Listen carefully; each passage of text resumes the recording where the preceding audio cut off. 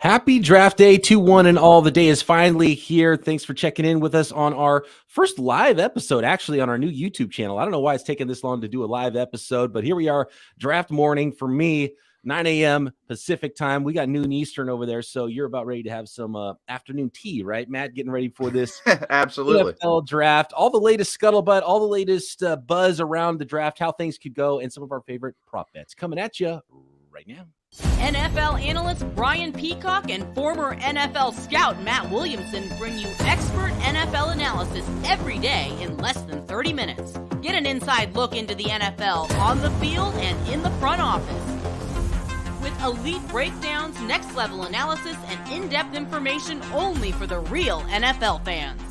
This is Peacock and Williamson, and it starts now.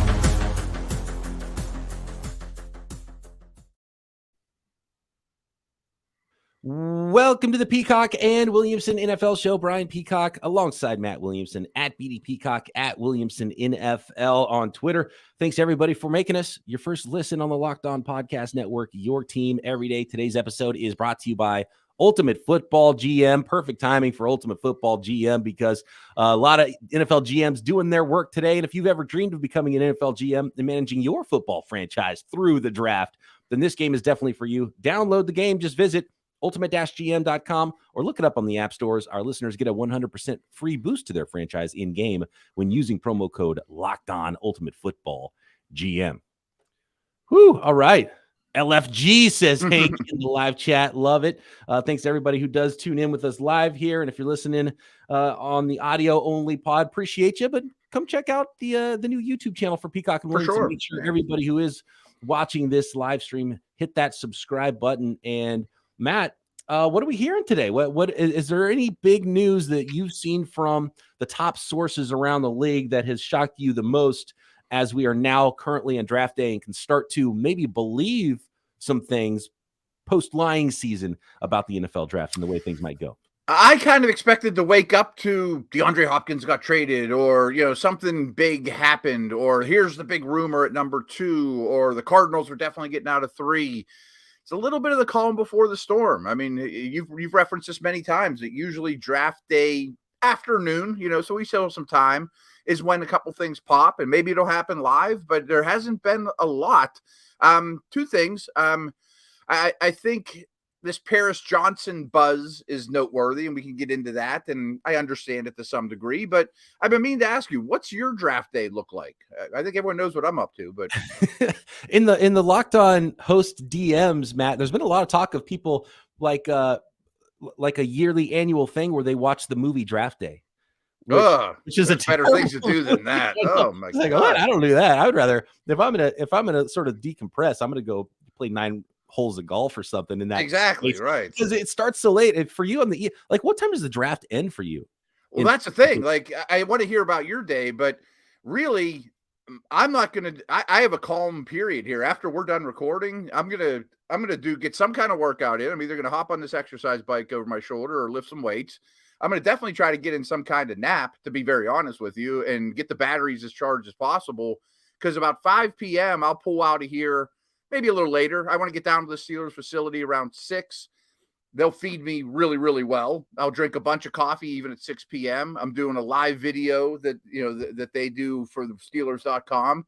And then pretty much a half hour before the first pick, I'm on the air until well after the last pick. And then I got to drive home and probably write an article, so it's going to be, I need to charge the batteries today. I've learned that over the years. The older I get, it's like, you better not strain yourself too much today. It's a long day. And then by Saturday, I'm spent. I mean, I'm a zombie. Oh, no doubt. It's a marathon. I kind of missed the old 2-day draft where it was just all weekend. It was day 1, day 2. You did 3 rounds and then 4 rounds. It's easier to get together with the buddies, but with families and doing it professionally, it's kind of better this way. Have a little prime time night, and then you slow it down, and you don't have to go through everything all at once. But it is a long day. It's probably a longer day for you than for me. And I got my workout in yesterday. I think I actually, now that I think about it, might go hit a few golf balls.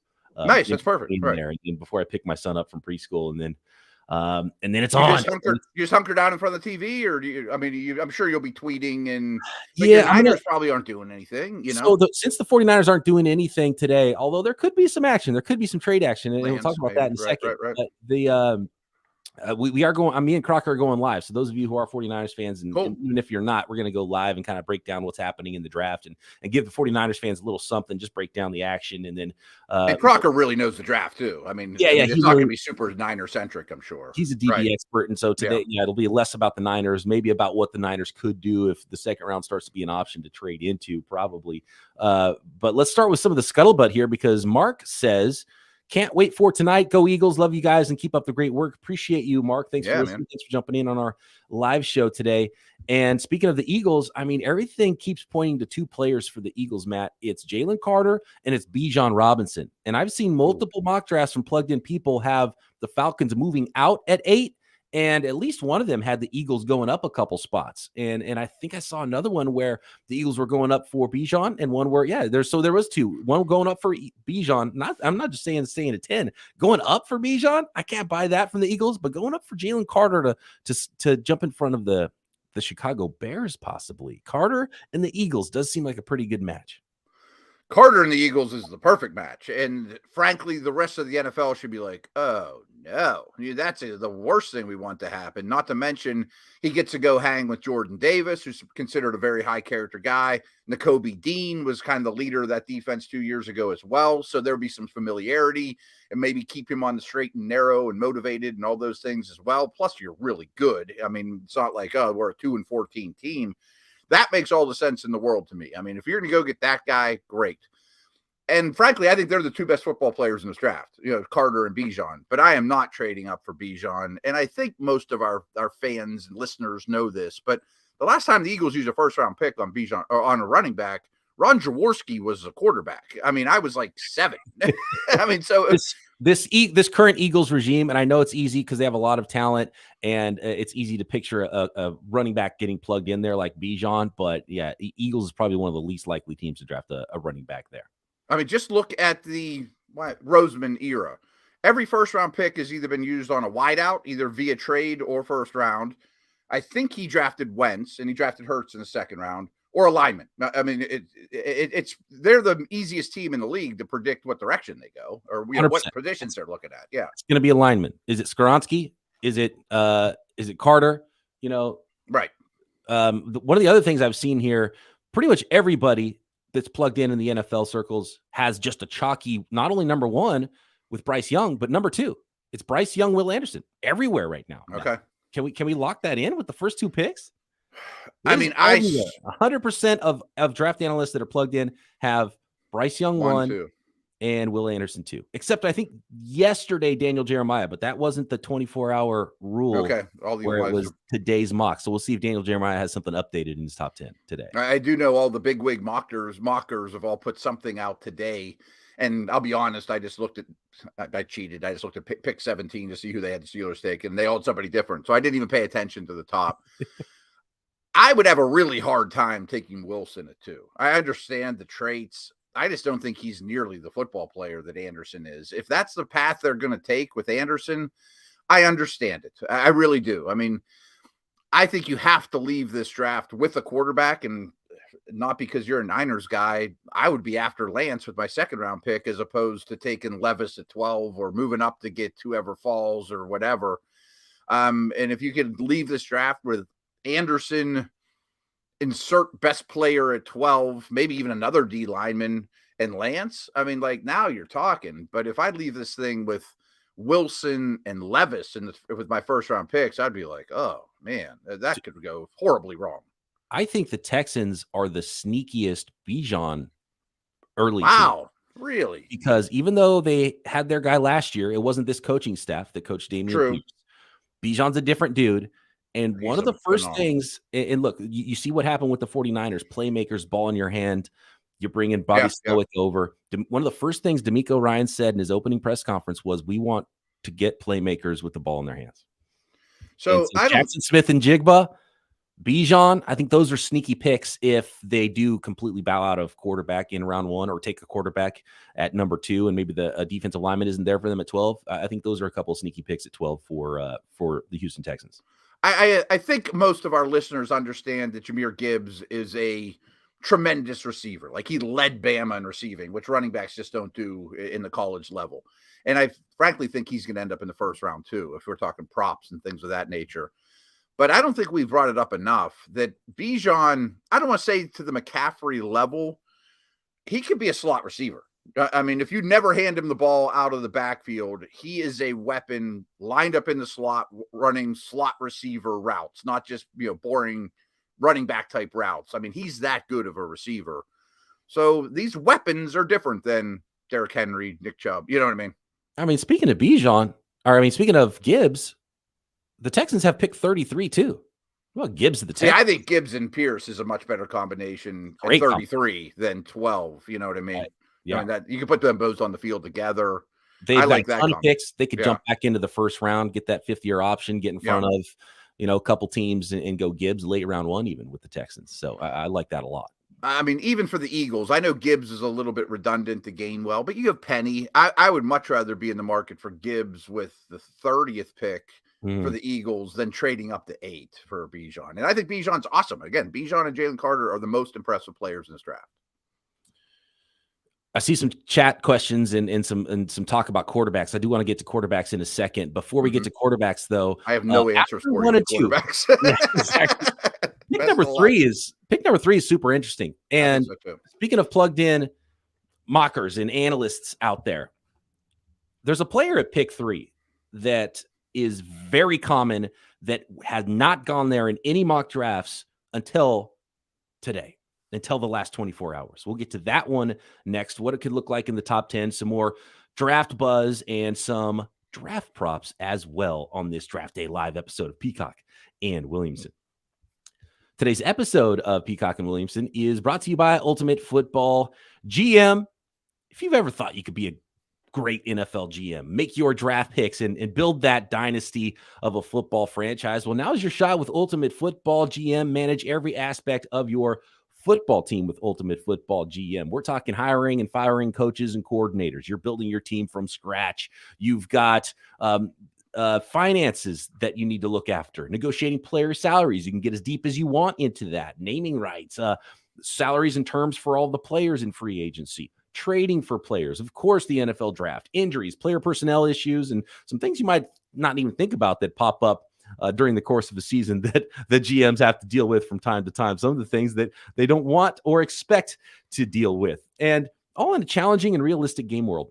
Ultimate Football GM is completely free and playable offline. Play in the go, play where and when you want to. And look, if you're trying to kill some time before the real NFL draft happens, this is the perfect thing. If you don't know what to do as you sit here and wait, you're like, gosh, the draft's still hours and hours away. Ultimate Football GM is for you. Or if you don't like what your team did, then you got all summer long to play Ultimate Football GM and build your own football franchise. And Locked On listeners get a 100% free boost to their franchise in-game. Use promo code Locked On inside the game store. So make sure you check it out today. Ultimate Football GM, ultimate-gm.com, or look it up on the app stores. That's ultimate-gm.com. Ultimate Football GM. Start your dynasty today. Paris Johnson, Matt. That is the hottest name draft morning. I've seen him. Lance Zierlein just had him at number 3. I think it was Schrager or two of the most accurate mock drafters the last couple of years is Peter Schrager and Josh, but blanking on his name right now, from NBC Sports, or he was NBC Sports. I can't remember. Underdog, I believe, is where he is now. Help me out, Josh. Oh yeah, he was the champ last year. He had I don't know if it was last year's draft or the year before, where he had like the record score in the first round. And he had Paris Johnson going early, number 3 as well. Josh Norris. Josh Norris. Good work. I apologize, Mr. Norris. Yeah. And of course, I know his name and know his work. And I think we've chatted with him before on the show. And so Paris Johnson, number 3 to the Cardinals if they can't trade out, Matt. And so it's been chalky to have Paris Johnson to the Chicago Bears. At this point, we're talking 3, maybe 7 might be the floor for Paris Johnson in the first offensive lineman off the board. That's a tough one. I mean, I would, if you're out there thinking about prop bets, should I bet Johnson goes at 3? I like the idea of betting Johnson goes to the Cardinals, maybe not at 3, like at 6, at 7, you know what I mean? Like he absolutely could be Arizona's first round pick. I would be shocked if he's the 3rd player off the board. I mean, ahead of his teammate Stroud and both those DNs we referenced. That shocks me. And he has jumped up, looking at FanDuel Sportsbook. Mm-hmm. He has jumped up ahead of Will Anderson for that number 3 pick. Right now, the odds for number 3 is CJ Stroud. And actually second is 4.5 to 1 now, Paris Johnson. Then it's Tyree Wilson. Then it's Will Levis. Then it's Will Anderson. Then Anthony Richardson. I mean, we know tackles are extremely valuable. I mean, he has unbelievable athleticism and length. He only played tackle 1 year, though, and he still has a lot of technical issues to iron out. This is kind of a side note, but I was watching Broderick Jones. He's an unbelievable athlete, but he still has a lot of technical stuff to work out, too. Mm-hmm. So maybe you look at it like there's one tackle that just stands alone in this draft. And I'm not so sure. I'm not sure that Wright isn't better than both of them, but he's only a right tackle. It's box checking for Paris Johnson. Yeah. Because he has the length, he has the height, weight, speed, the athleticism, he has the quote unquote left tackle, and can play early and has upside to continue to get better and be a franchise left tackle. So I think he just checks the most boxes. And look, if there's one thing I am buying in all of this, which kind of combines a couple of these things, offensive linemen going higher, yes, quarterbacks dropping. Those are the 2 things. Not necessarily that for weeks. Yeah. Not even because of this class. That's historically what happens. Mm-hmm. It's not going to go quarterback 1 through 4. It is not. And when you get shocked by a pick, it's going to be because probably an offensive lineman or some really tooled up edge rusher or something like that goes a lot higher than people expect. So I wonder if you agree with this, that we've kind of talked about there probably isn't as many surefire first rounders in this draft as most. But I think even when you take it up a notch to blue chip stud prospects, it's pretty light too. I mean, there might be none. Frankly, I think there's 2, and one of them's a running back and one's a defensive tackle that with some character stuff. Mm-hmm. So maybe the logic is I just want to hit a double at number 3. I'm getting a left tackle for 5 years. It's cost controlled, that I think has a very slim chance of being a bad player. Maybe he's a B or a B plus for those 5 years, as opposed to Wilson, who could be a C minus that washes out, or an A. You know what I mean? Like, I'm just going to get on base with the first round. Wilson is another one who is dropping. So universe, because there were some people had him at 2, had him at 3. Tyree Wilson has an injury too, which I think is the thing. And another thing that'll drop a prospect faster than anything else is medical. And so Tyree Wilson is a player that might actually shock people based on more recent mock drafts, how far he might drop. We're not talking about out of the first round or anything, but he might not go in the top 7, 8 picks. He might be there for the Bears at 9. He might be there at 12 for the Texans. And really what it does is he was getting mocked too high, and now he's going to go back to where he kind of should have been. And maybe the ankle is part of that for him. I think it's an ankle injury with him. I think so. Yeah. He's been able to complete, workouts for teams. And so, again, we're not checking all the boxes. And so looking for a player to go high, does he check all the boxes? Like, I don't do a top 50 list or anything along those lines, but with respect to Wilson, I understand his abilities. I would have Witherspoon ahead of him. I would have Paris Johnson ahead of him. Certainly Skoronski, if you're looking for Skoronski and Bijan are tough because position value, but I think they're better at what they do. The 2 most difficult, I think, to place, because you could place them anywhere, but they could fall anywhere as well. Right. I mean, I'd have Gonzalez ahead of him, certainly Anderson, probably a couple of the quarterbacks. So I'm not sure Wilson would be in my top 8 prospects.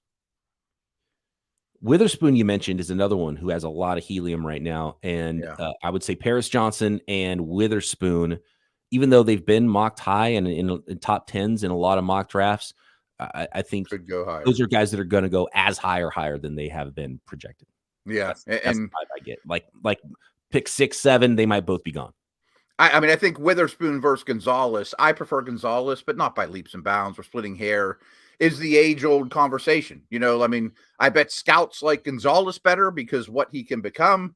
coaches look at Witherspoon with his playing temperament and his tape and say, I want that guy now. And I'm going to line him up week 1. And I know exactly what I'm getting. Okay. It's time to talk quarterback props. Cool. And we got some comments about where quarterbacks might go. It's time to put our official predictions on where these quarterbacks end up, Matt, next. Today's episode of Peacock and Williamson brought to you by our friends at Built Bar. If you're looking for that delicious snack, but you don't want all the sugar and calories, of course you don't, then you need to try the best tasting protein bar ever, which is Built.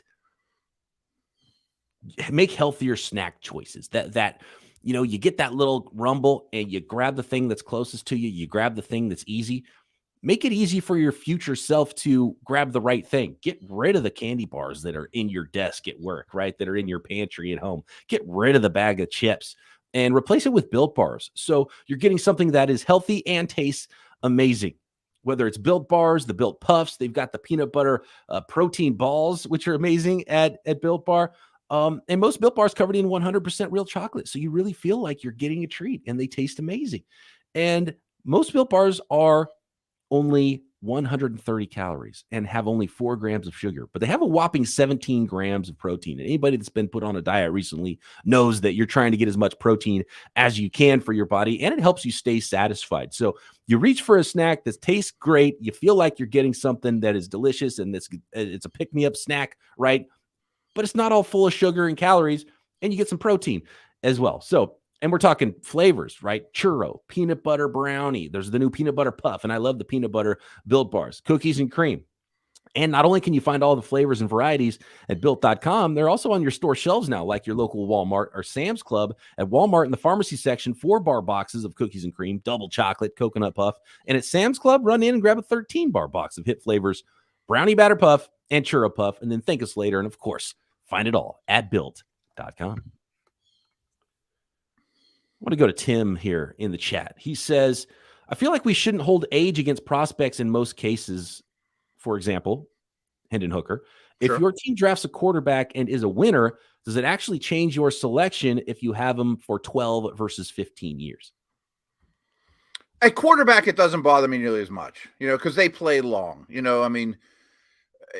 Listen to Locked On Dynasty. Running backs, if they hit 27 years old, it's like, got to get this guy out of here. Receivers at 29, 30, in every position has different shelf life. Slot corners don't last particularly long. They take a beating, So it doesn't blow me away at quarterback to have an older guy.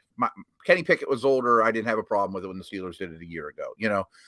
I think there's 2 things to take into account, though, is I've told the story many times. I'm a fresh new scout, sitting there in, I forget what college, wearing my Browns gear, all proud, all excited, sitting there taking notes with a bunch of other scouts in a dark room, and they're all spitting and scratching and whatever. And, we're kind of talking amongst ourselves, not, sharing secrets. But an old grizzled dude goes over to me. He's like, youngster, we're watching BYU here. You better realize those offensive linemen have kids. They're 26, like they should be winning at the line of scrimmage. Like Zach Wilson's a perfect example. The dudes protecting him he never got touched, so you have to really be alert to those things. But in terms of a quarterback, it doesn't bother me as much because he'll play as long as he can or as long as he wants. But Hooker's also injured. I mean, he's losing a year on top of a year. I mean, that's a double whammy.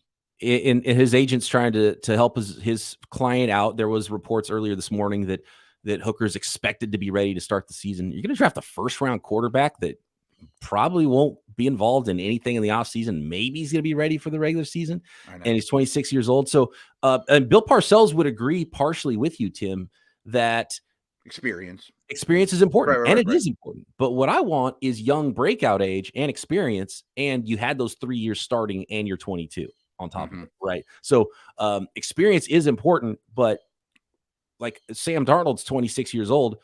If he went back to college last year and played at Tennessee, would he put up some pretty good numbers? I bet he'd be good. You know what I mean? Right. A 26 or 24-year-old, 25-year-old beating up on 18-year-olds, 19-year-olds is different than a 22-year-old with a lot of experience that's beating up on 21-year-olds. I mean, Mitch Trubisky was a 1-year starter at North Carolina and looked like it when he came to the league. Like, that's not enough. And that worries me about Richardson, frankly. He just hasn't been on the field enough. I mean, that's a bigger concern than you're coming into the league older. The other thing about Hooker, I mean, frankly, if we're looking at negatives for Hooker, unfortunately for him, all three of them aren't his fault. I would say the number one negative is he's hurt right now. The second negative is I hate Tennessee's offense, and it's nothing like the NFL. And then the third one would be he's older, It's a triple whammy, which is why I'm staying on that stance. I'm not moving off it. And not only is he not going to go in the first round, I think he goes closer to round 3 than round 1. And that's what we see in the draft. Quarterbacks falling, which brings us to this next prop bet, Matt, which is quarterbacks in the first round, over under 4.5. I'm smashing the under. I think I'm going the under. Yeah, I feel that way too. I mean, it wouldn't shock me. I'm sorry to bring up Steelers again, but people might be calling Pittsburgh after the first day saying we want that fifth dude. Maybe it's not long on day 2, but when it's all said and done, I don't think teams jump into the playoff teams at 25 or later, the really good teams, because they have to get that 5th-year option on Hooker. I just don't see it. By the way, you get the little extra bump on the under versus the over. It's plus 112 on the under 4.5 quarterbacks. And if you go over on a bet like this, it can't possibly be more than 5. Oh, right, so right. Half a point, wiggle room there. Right. I do think there'll be 4, though. You agree with that? You don't think it'll be 3? Yes. Yeah. But I would say it's clearly more likely to be 3 than 6. You know what I mean? Mm-hmm. Not to put words in your mouth, but it sounds like you wouldn't be shocked if the quarterbacks go 1, 7, 14, 18. Not necessarily all in the top 8, let alone 4 in a row. The tough one is Stroud, because again, reading the tea leaves, and Stroud's kind of slowly dropping down dropping down. And if teams really, like, let's say if the Colts are huge, obviously at 4, they might sit at 4 and there's only one quarterback off the board. Right. And if they draft the only other one that the other teams at 7, 11, 12 want, then it could be a huge drop for Levis or Richardson. And that's another one. Richardson, I haven't seen a single mock draft from a plugged in analyst that has him in the top 5 anymore. And he was all the rage at 4 and 5 for months. And this is just looking into it, but I've been doing this a long time. When these things change, they're like, well, why would that change? They haven't put pads on in months. I think a lot of it's what do you find out when they visit? Those top 30 visits are huge. And I'm not saying they're bad dudes. It's just, boy, he has more work to do than I thought. Willis was the perfect example a year ago. I don't think the first round buzz was crazy a month before the draft, but then when you go and you visit every building, it's like, boy, I don't have the patience to teach this guy as much as he needs to learn. I'll get fired by then. Here's a really good draft prop at FanDuel, Matt. It's top 3 exact order. Which would you bet on? Who? Is it crazy to go? Is the best odds, or do I get the lowest payment if I go Young, Anderson, Johnson? Doesn't matter who picks them, right? Obviously. Surprisingly, Young, the stinking sports books, Matt. Young, Anderson, Paris Johnson is number 2 on the list right now. Wow, you don't get a huge payoff for hitting that trifecta. They're on it, man. They are reading the tea leaves as hard as anybody on the planet right now. It's 5.5 to 1 odds, plus 550 for exact. If you get 3 picks in a row, you should get more than $6 on a dollar investment. So the top ones aren't the ones to bet on. The only one with less odds than that is, or more likely than that, is Young, Anderson, Stroud. 1, 2, 3. Young, Anderson, Stroud, which makes perfect sense. Do you think Arizona will pick a 3? No, I don't think so. No, I think there's a much better chance Houston picks a 2 than Arizona picks a 3. And I'll buy that maybe Paris Johnson would be the pick if they stayed. I can buy it, right? He's a left tackle. I don't think that outweighs them moving down, even if it's one spot. The top 4 might go Young, Anderson, Stroud, Johnson. Absolutely. If you're Indy, is it smarter to draft Johnson? They've done nothing to help that O-line or offense all year, and put an offer in for Lamar or Lance or Mac Jones. Their O-line needs help bad, and they invest in O-linemen like crazy. What if they take Johnson at 4 and start working the phones for quarterbacks? I think there's going to be trades, man. I think there's going to be a lot of trades. Yeah, there's going to be trades, and there's buzz that the Texans could be coming up. By the way, Matt, do you remember a guy maybe a couple weeks ago that had a mock draft that went Young, Anderson, Stroud 1, 2, 3, and not a lot of people were doing it then? I think that was you, was it not? It was. That was indeed. Me. Yeah. We'll Interesting. See. We'll see if it goes that way. Anderson, I think, will go 2. I think 3 is his ceiling. His floor. His floor. Yeah. Yes, I agree. Anderson's going top 3. You know what it reminds me of is Joey Bosa. Do you remember Joey Bosa was like for years? That class was better though. You got to watch this Ohio State defense. Right. He's a stud, and he was like and everyone knew about him. Then he came to the combine and was like, his workouts weren't amazing. Maybe at 6'5", his arms aren't as long as we thought. He's not a crazy amazing athlete. And he still went top 3. And there was you thought he was going to drop a little bit. And actually his brother, Nick Bosa, everyone's talking about, well, Will Anderson's no Bosa. I remember that draft like the back of my hand. And people were killing Bosa. They're like, he's only 6'3", and he doesn't have the longest arms. And he's not Myles Garrett. He's not Von Miller. I would like Tyree Wilson. We should take Quinnen Williams. And so people are acting like he was a slam dunk, which he ended up being, and the teams loved him. But the conversation around Bosa was both Bosas was pretty much exactly the same as been with Will Anderson. And in the end, the teams are going to be like, no, it was Anderson all along. What are you guys talking about? I think that's and Joey's draft class had Ramsey and Zeke Elliott back when people were taking running backs high. And he still went above all those guys. Yeah. I mean, there was blue chips in that class, and he still went really, really high. I mean, it's coveted. And maybe Joey is Anderson's ceiling, which you would take all day long. He's a tremendous player. I don't think he can get to be the best pass rusher in the league. I don't think he can be as good as Nick.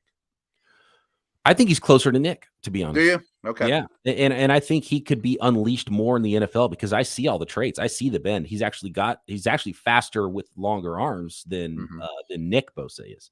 He's got the explosive ability. He's just a sound football player and a team football player. So he plays the run really well. Against the run. And I think, he's got a long arm. He doesn't have as much speed to power as Bosa does. Bosa's a stronger guy, big thighs, right?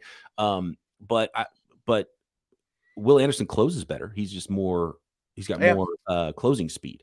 So I think Will Anderson could be unleashed and be allowed to kind of hit the corner a little more, maybe work on this. And he's pretty good with technique and going inside, moving around on stunts. And I think he's going to be really good. I like Anderson. I think he's got way more upside than people are giving credit for. You didn't exactly phrase it this way, but I do think it's really noteworthy that rarely did he line up in a wide 9 at Bama and just go, I mean, he went through tackles, and he has all the athleticism and bend in the world to go around them. And he didn't try that every down, like some pass rushers selling out on every third down.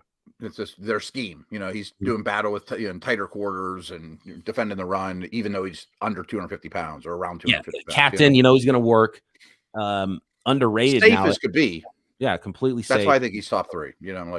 This isn't a blue chip loaded class. Give me the guy that I think it's going to be a Pro Bowler, but maybe he's not a Hall of Famer. So what? All right, let's wrap this up here. Yeah. Vieta on the chat says, has it been discussed which pick is most likely to be traded today? Matt, which pick do you get? Which team doesn't draft in their original spot?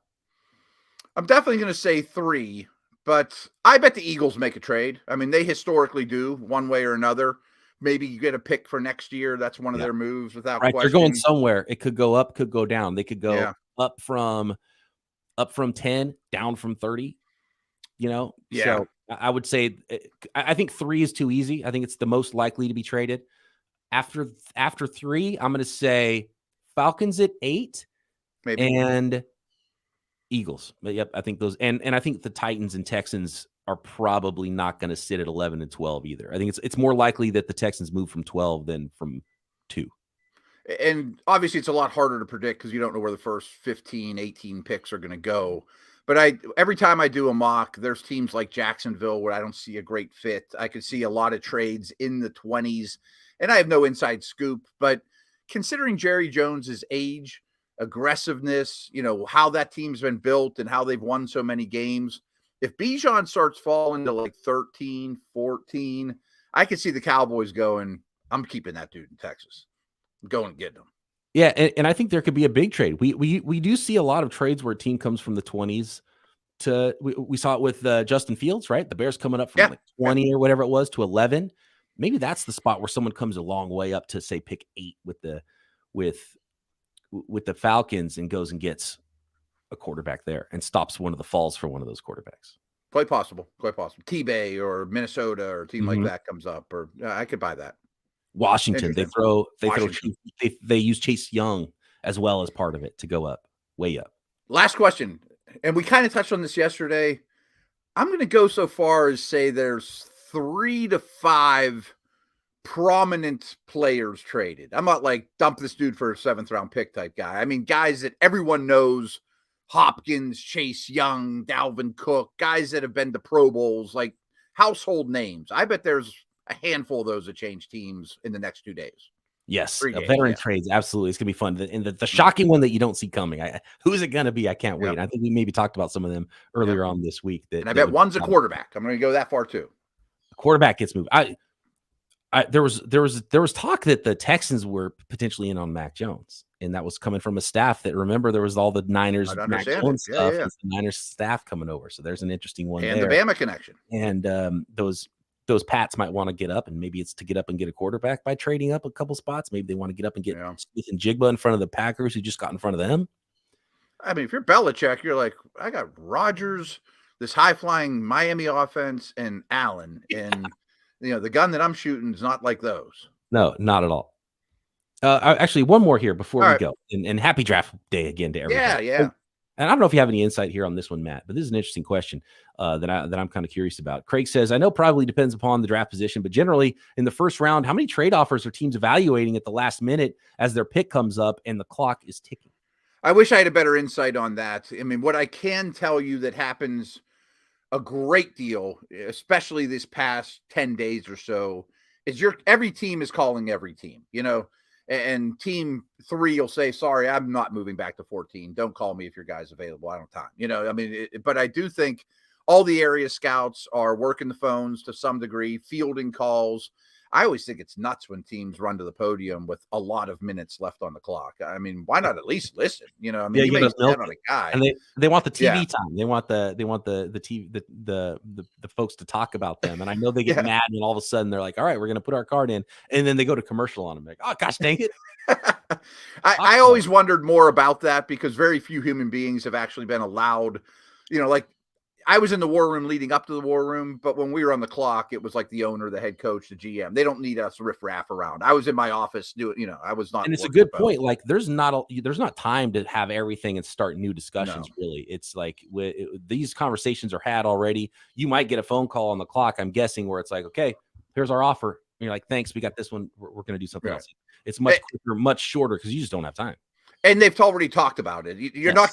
What I will tell you is you're not going to get a call from someone you have no clue. I can't believe this team called me. You talked to them earlier saying, hey, I need about this to go to your pick, and then the guy gets there and they say, and they're not going to tell you who, but my guy's available. You still interested in coming to our pick? No, sorry, our guy's here. Or, okay, all the teams in the 20s know how high they can get on draft day because they've already had those conversations with those teams and what it might take to get there. Yeah. Crazy thought. And it just shows how old and untechnically sound I am. But I always thought there should be a chat room that only 32 human beings could go to. Like every GM had like this master passcode, like a nuclear bomb. Like our go in there.